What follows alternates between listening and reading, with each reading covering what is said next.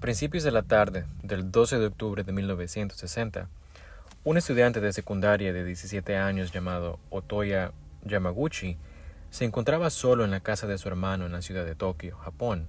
Era miércoles, así que Otoya debería haber estado en la escuela, pero ese día había ido a la escuela y luego se había escapado por una puerta de atrás durante el almuerzo. Cada vez más a menudo en estos días, Otoya sentía que la escuela era algo sin sentido. Le resultaba difícil sentarse en la clase de historia y ver a todos sus compañeros tomar apuntes diligentemente, cuando en la mente de Otoya sentía que toda la verdadera historia estaba ocurriendo fuera del aula. Era innegable que Otoya tendría una tarde muy difícil por delante. Tenía una reunión con una persona muy importante y durante esa reunión Otoya tendría que dar algunas noticias muy malas. De hecho, esas noticias eran tan malas que Otoya había decidido que lo que iba a hacer era escribir estas malas noticias y entregarlas personalmente. Ahora, Otoya aún no había logrado descifrar exactamente qué iba a escribir, pero sabía que sea lo que sea, tendría que ser perfecto. Durante meses, Otoya había estado tratando de articular estas malas noticias que realmente le preocupaban a él, a sus compañeros y adultos y a cualquiera que quisiera escucharlo. Pero nadie tomaba en serio a Otoya. Los adultos miraban a Otoya y pensaban, «Oh, es solo un niño, lo que está diciendo no puede ser serio». Y cuando Otoya hablaba con sus compañeros, ellos simplemente se reían de él. Otoya frunció el ceño y miró por la ventana y pensó para sí mismo, «Sabes, tal vez todo este tiempo he estado pareciendo demasiado enojado cuando hablo de estas malas noticias.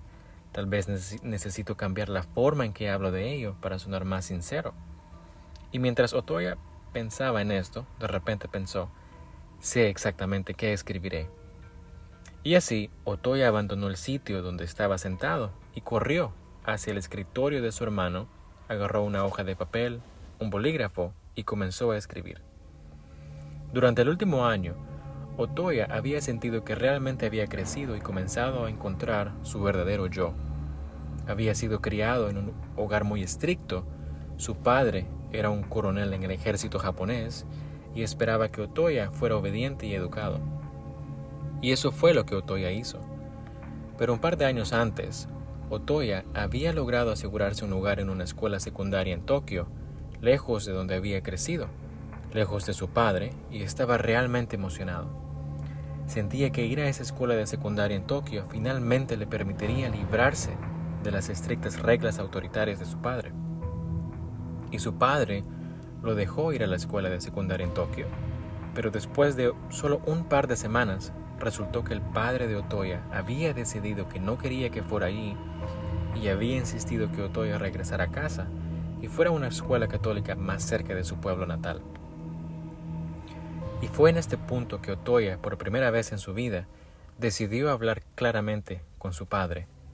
Y aunque Otoya volvió a casa y fue a esta escuela católica, tan pronto como estuvo en casa, comenzó a rogar constantemente a su padre que lo dejara regresar a Tokio, que lo dejara volver a vivir con su hermano, que vivía en Tokio, y que lo dejara ir a la escuela de secundaria que a él le gustaba. Y eventualmente, sorprendentemente, el padre de Otoya cedió y le dijo, «Está bien, puedes irte a Tokio, puedes hacer lo que quieras». Y así, Otoya estaba totalmente emocionado, había regresado a Tokio, se había vuelto a inscribir en la escuela de secundaria, pero después de un par de semanas después, Otoya había perdido un poco el interés en la escuela, y en lugar de eso, su enfoque ahora estaba desplazado hacia la política. El hermano de Otoya, con quien vivía en Tokio, estaba muy metido en política y siempre llevaba a Otoya a discursos y mitines, y muy rápidamente Otoya se interesó. Y eventualmente Otoya comenzó a pensar que su propósito en la vida estaba en la política, y simplemente no le gustaba la idea de tener que esperar hasta que se graduara de la escuela de secundaria para perseguir esa ambición profesional. Pero cuando Otoya planteaba estas ambiciones a cualquiera que lo escuchara, nadie lo tomaba en serio. Lo miraban como a un chico delgado, un poco tímido, que no iba a hacer ninguna diferencia en el mundo. Pero Otoya pensaba lo contrario. Para este punto, Otoya casi había terminado de escribir la nota que estaba escribiendo, miró hacia arriba y revisó el reloj, viendo que eran las 2 de la tarde, lo que significaba que realmente necesitaba irse pronto. Iba a ir a un debate político en el salón público en el centro de Tokio, y la persona muy importante a la que iba a conocer y a la que iba a entregar esas malas noticias iba a estar en ese debate. Otoya echó un último vistazo a la nota que acababa de escribir y la leyó varias veces. Se dio cuenta de que le faltaba una línea más en la parte inferior, así que se inclinó y escribió: "No puedo perdonarte". Sintiéndose satisfecho, Otoya dobló la nota, la puso en su bolsillo, se puso de pie, agarró su chaqueta de uniforme escolar, se la puso, luego agarró el paquete que había traído de la casa de su padre y lo puso bajo su brazo, y luego salió por la puerta principal. A Otoya siempre le encantaba caminar hacia el centro de la ciudad. El salón donde iba a tener lugar ese debate estaba cerca del Palacio Imperial y era un gran edificio imponente con una fachada de terracota y piedra que siempre inspiraba a Otoya cada vez que lo veía. Cuando Otoya llegó al salón, vio a mucha gente entrando por las puertas principales para este debate, así que Otoya se unió a ellos, se abrió paso hacia el interior y se dirigió hacia la parte trasera del auditorio. Luego comenzó a escanear la audiencia y vio que había al menos unas 2000 personas dentro, charlando y riendo, felices y esperando que esto comenzara.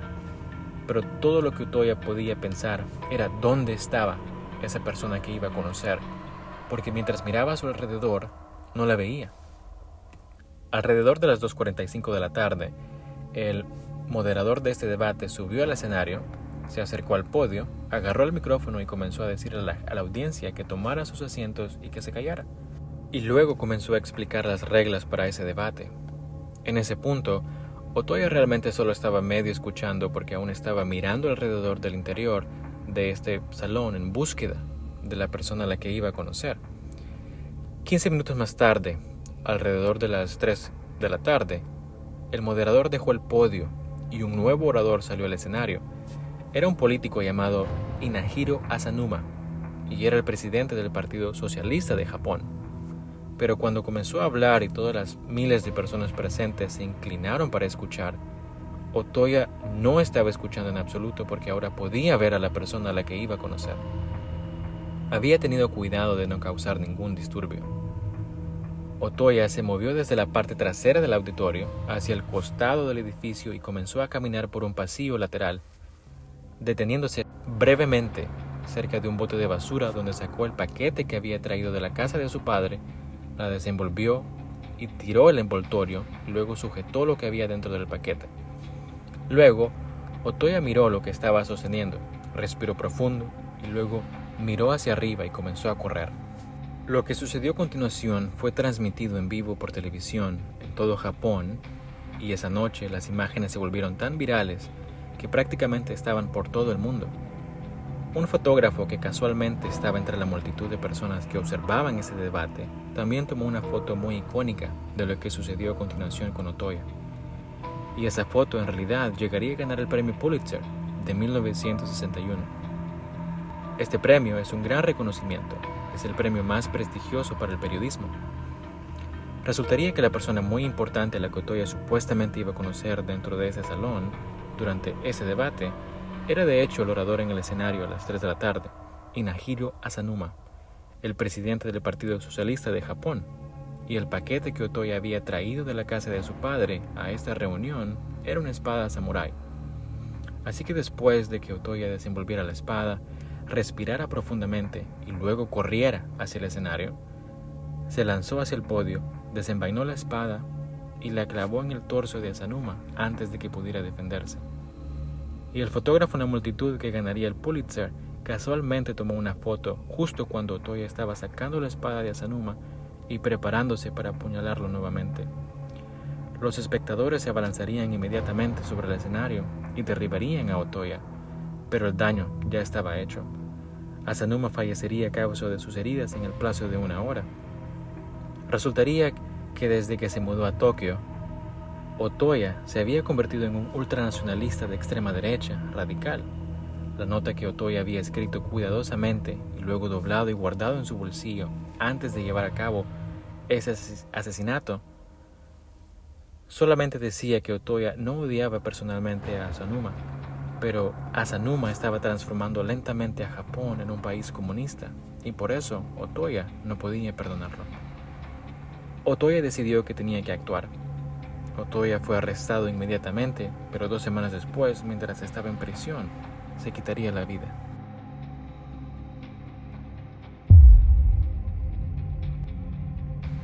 En la tarde del 25 de marzo de 2017, un agricultor de 25 años llamado Akbar Seleviro estaba cosechando frutos en el campo local cerca de su pequeño pueblo en Indonesia.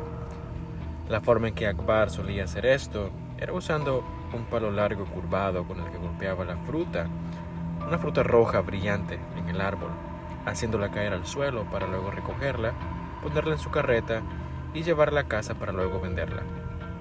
Esa noche Akbar estaba trabajando más tarde de lo habitual porque su esposa y sus hijos estaban fuera de la ciudad visitando a familiares por un par de días.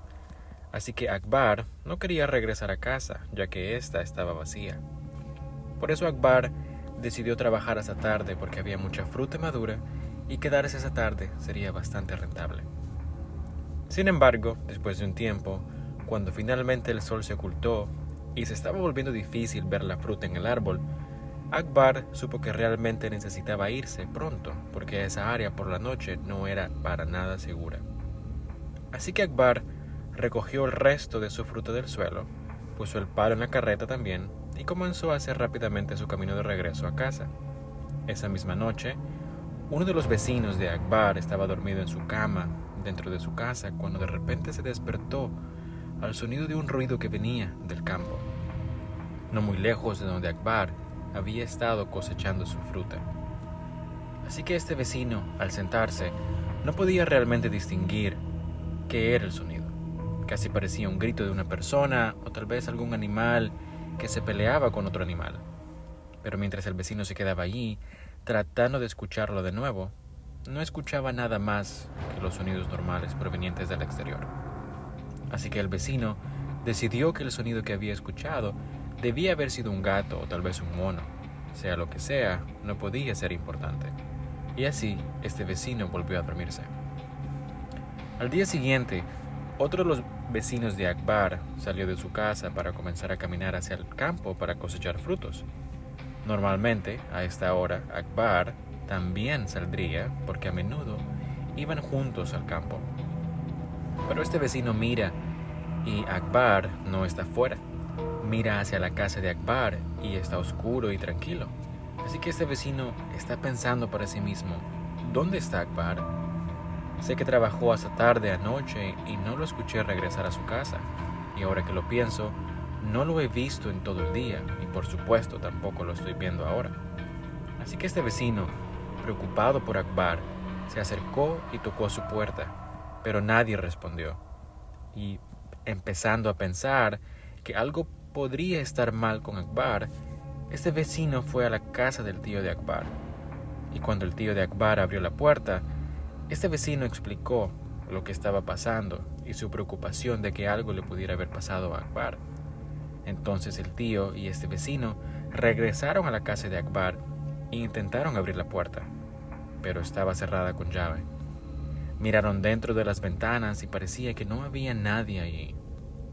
También notaron que donde Akbar solía guardar su carreta para transportar su fruta, no estaba tampoco, lo que les hizo pensar que Akbar aún debía estar en algún lugar con esta carreta, porque esa carreta era muy importante para él. Y así, finalmente el tío, después de ver el estado de la casa de su sobrino, estuvo de acuerdo con este vecino en que algo no estaba bien y si querían encontrar a Akbar, realmente necesitaban juntar un grupo de búsqueda de inmediato y salir a buscarlo. Así que el tío contactó a los líderes del pueblo y a su vez reunieron a todos los hombres del pueblo y todos se juntaron con lámparas, linternas, machetes y cuchillos y todos juntos comenzaron a alejarse del pueblo hacia el campo en dirección hacia la jungla, que era el lugar donde Akbar había estado por última vez. Y así, este gran grupo de hombres entró en la jungla y comenzaron a caminar por este camino que era el camino más probable que Akbar habría tomado para ir al campo y también para regresar. Y mientras caminaban, el sol comenzaba a ocultarse Estaba oscureciendo y los animales de la jungla estaban haciendo ruidos mientras ellos avanzaban. Y este grupo estaba iluminado con sus luces, buscando alguna señal de Akbar, pero no encontraban ninguna. Estaban llamando su nombre, pero no recibían respuesta. Y luego, en algún momento, mientras escaneaban el área, notaron que había un par de frutas rojas brillantes, que claramente habían sido cosechadas recientemente y que estaban dispersas en el sendero. Y así el grupo comenzó a dispersarse en esta área pensando que Akbar debe estar en algún lugar cerca. Tal vez hubo algún tipo de accidente y él cayó en algún lugar, o simplemente le pasó algo, pero él tiene que estar cerca de esa área. Y así el grupo comenzó a dispersarse fuera del sendero, abriéndose paso a través de toda la maleza, y luego de repente, uno de los hombres, después de abrirse paso a través de una sección particularmente densa de la jungla, miró hacia abajo y vio algo y comenzó a gritar, levantó su machete y comenzó a correr hacia adelante. Por lo que se puede deducir, esto es lo que le sucedió a Akbar la noche anterior. Después de que él había decidido que no era seguro estar en la jungla por la noche, necesitaba irse. Así que recogió todas sus cosas y comenzó a caminar por ese camino donde el grupo de búsqueda lo encontraría, y toda esa fruta dispersa en el sendero. Él estaba caminando por ese camino y pensaba que estaba solo, que estaba bien, pero en realidad no lo estaba. Estaba siendo observado y seguido muy de cerca por algo arriba en los árboles. Mientras él avanzaba, esta cosa lo estaba siguiendo y viendo lo que iba a hacer. Y luego, en algún momento, esta cosa en los árboles comenzó a moverse hacia abajo, más cerca y más cerca de Akbar. Era un pitón de 7 metros de largo, una serpiente enorme. Y esa serpiente bajó y lanzó un ataque contra Akbar, agarrándolo por la parte trasera del cuello con sus poderosas mandíbulas. Y tan pronto como la serpiente se aferró al cuello de Akbar, él soltó un grito, que fue el grito que habría despertado al otro vecino que se sentó en la cama preguntándose qué era eso. Pero ese fue el único sonido que Akbar pudo hacer, porque inmediatamente la serpiente se enrolló alrededor de él y lo apretó fuerte. Después de aplastar a Akbar y romperle casi todos los huesos de su cuerpo, la serpiente se relajó y luego empezó a deslizarse. Akbar cayó al suelo y estaba muerto o muy cerca de morir. Y en este punto, la serpiente abrió sus mandíbulas y se posicionó justo frente a la cabeza de Akbar y luego comenzó a deslizarse hacia adelante, consumiendo a Akbar por la cabeza. Y la forma en que los pitones hacen esto es que realmente no mastican a su víctima. En cambio, colocan su boca sobre la parte superior de lo que van a consumir y se van ondulando y desplazando con sus cuerpos hacia adelante, llevando a la víctima más y más hacia su cuerpo hasta que son completamente consumidos. Y así, la noche siguiente, cuando uno de los miembros de búsqueda se había apartado del sendero y comenzó a abrirse camino, y luego vio algo y corrió tras de eso con su machete, lo que estaba viendo era el pitón, que muy claramente tenía una persona dentro de su estómago. Podía ver el contorno de la persona. Y así, este miembro del grupo de búsqueda corrió hacia adelante, atacó a la serpiente, la abrió y allí estaba Akbar, completamente vestido y fallecido dentro del estómago de la serpiente.